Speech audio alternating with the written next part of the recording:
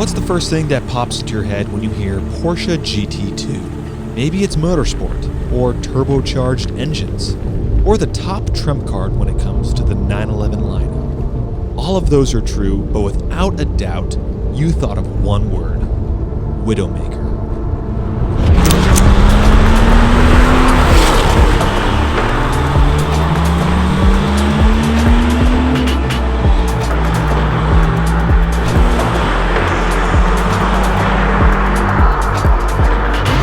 Find this very GT2 on ISSIMI's auction website, where you can see in-depth vehicle reports, sales metrics, and browse our inventory of stunning vehicles.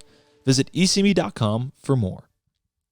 That word poses a truly interesting question. Is the GT2 really that scary and dangerous? After all, supercars these days are routinely making between 800 to 1,000 horsepower, so how bad can 523 to the rear wheels be? Were enthusiasts in period just a bunch of scaredy cats? Well, I'd like to find out. Now, I can't say the GT2 was the first car from Porsche to be given the Widowmaker nickname. That honor goes to the 930 Turbo, especially the early cars built in the mid to late 1970s, due to their snap oversteer and peaky turbocharged power band. I've driven a slew of 930s. From all different years, stock and modified, ratty and clean. Never once did I ever feel like I was going to fly off the road and leave my imaginary wife and kids behind with my fictitious fortune. To me, it drove like any other G-body, which is to say, it's a wonderful vintage sports car experience. Now, there's about 25 years of 911 progress between the 930 and 997.1, and an almost 300 horsepower gap between the two. So you'd expect the 997 GT2 to be dizzyingly fast and frantic. Well, you'd be correct.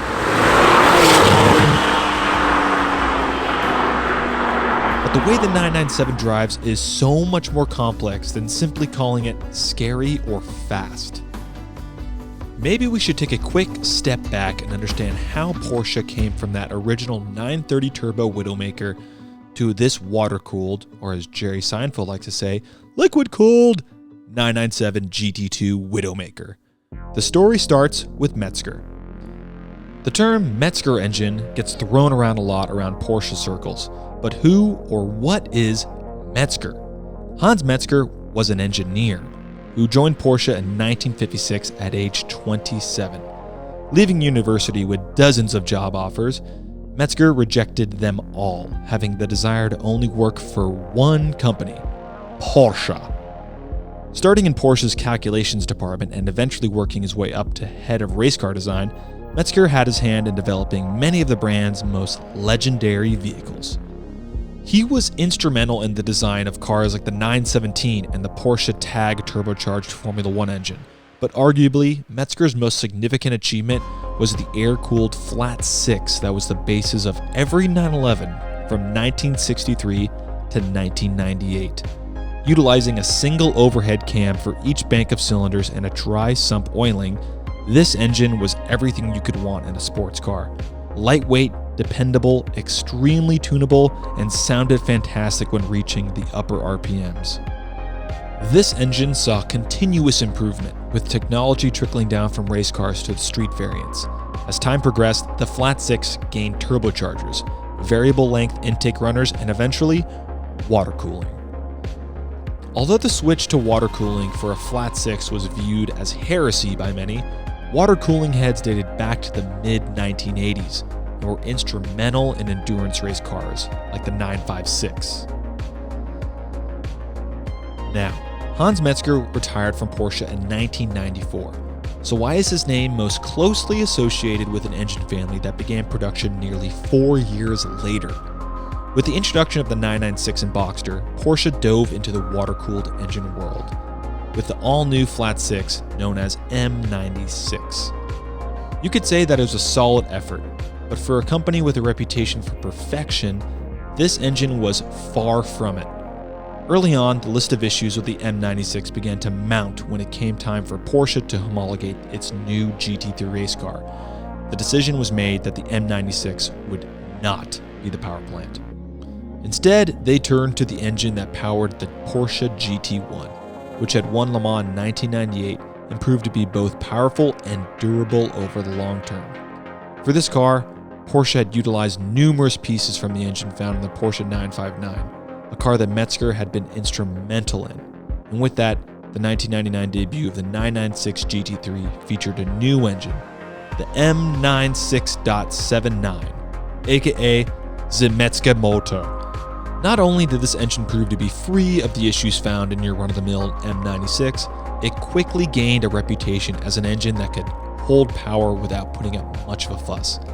What started as a 355 horsepower naturally aspirated engine in the 996 GT3 ultimately was making more than 600 in the 997.2 GT2 runs.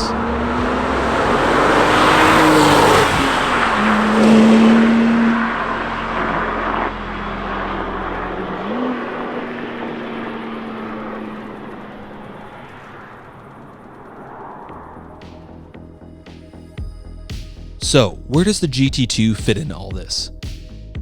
Put simply, if you were to pick and choose elements from each car and combine them for maximum excitement, you would end up with the GT2. Take the driver-focused tight suspension like you would see in the GT3, but swap out the naturally aspirated engine for the turbo's Metzger 3.6-liter flat-6 power plant with twin variable geometry turbochargers.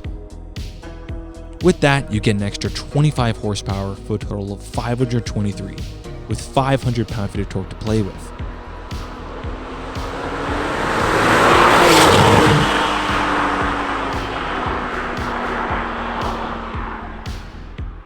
And then, for added pizzazz, get rid of the turbo's all-wheel drive system, which in part helps shave 320 pounds off the curb weight, for a total of 3,170 pounds. Less weight and more power? Fine by me. The wing is GT2 specific, designed to force air into its radiators, while those gill-looking slats behind the rear wheels help dissipate hot air from the engine. This is all to say, the GT2 is the ultimate purpose-built 911.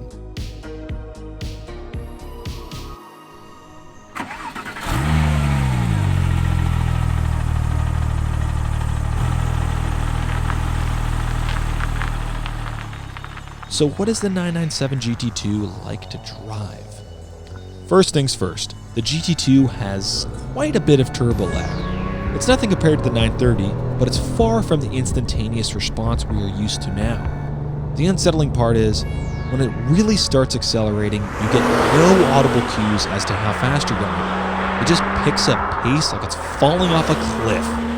The second to third gear boost is otherworldly. Even with traction control on, it feels like it wants to break loose. You don't so much accelerate as you do arrive in front of that slow Nissan Altima.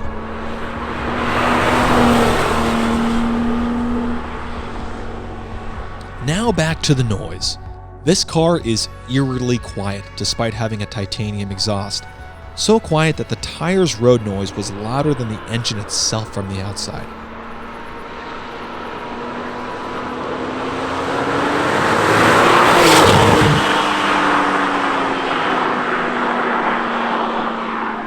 From the inside the cabin, there's a faint turbo spool and induction noise from 5,000 to 7,000 RPM. But otherwise, the GT3 is orders of magnitude louder. The GT3 also rewards revving to redline, whereas the GT2 doesn't. It feels like you have just as much performance in third as the GT3 has in second. You might think that dailing a GT2 is absurd, but I can say this with a straight face. It's super easy to drive. If you don't mind the stiff Nürburgring developed suspension. I find the lack of damping to be the scariest part of the GT2. Not the supposed snap oversteer. On backroads like these, full of small dips and bumps, the GT2 felt like it was launching me into orbit. To me, it was those millimeter-sized jumps that were the most unsettling. But that stiff ride is a double-edged sword. It translates to a pureness and connectivity to the road that is unmatched. I don't think that calling it a race car for the road is right, since it's much more civilized than that, but it certainly reminds you to treat it with respect and not to fling it into corners. The most satisfying parts of this car are its touch points. it requires brawn to operate it properly. This car is a bruiser and you have to treat it as such. The hydraulic steering is seemingly telepathic, the shifter is super notchy, and the clutch, despite feeling like it's 300 pounds, is perfect. The interior is similar to every other 997, which is to say, robust and timeless. Everything works and nothing feels dated. Okay, that infotainment is pretty bad, but if you buy a GT2 and complain about the pixelated screen, you're missing the point. The GT2 surprised me. During our shoot day, I found myself wanting the GT3 experience. I wanted raw, nimble, but mostly loud. And what I got was unadulterated turbo speed and top-tier 911 performance. Despite that, I went home that night wanting more time in the GT2, thinking, man, I would love to be that guy who dailies the Widowmaker. That's baller. Can you have a more enjoyable and confidence-inspiring drive in the GT3? Most likely. But much of the GT2's charm is that it's a bit of a handful. The speed is immense, the steering is direct and alive, the shifter and clutch require real manhandling, and the hard ride forces you to really think and analyze corner entry and exit. It doesn't hurt that there are about 230-ish units for the entire US too. So back to my initial question, is the GT2 really that scary and dangerous? If you respect it, absolutely not. It just demands your undivided attention. If you drive it like an idiot, you'll get chewed up and spit out. I feel like the GT2 is a car that I can grow with and it'll teach me to become a more skilled driver, and I will be rewarded for the time I put in. There is something to be said for buying a car that you will need to build a relationship with and learn its ins and outs to truly extract everything out of it. Between this and the GT3, which would I rather take on a long road trip? The answer is the GT2. Which is rarer? The GT2. Which is more mature? The GT2. The more you drive it and learn its nuances, the better it gets.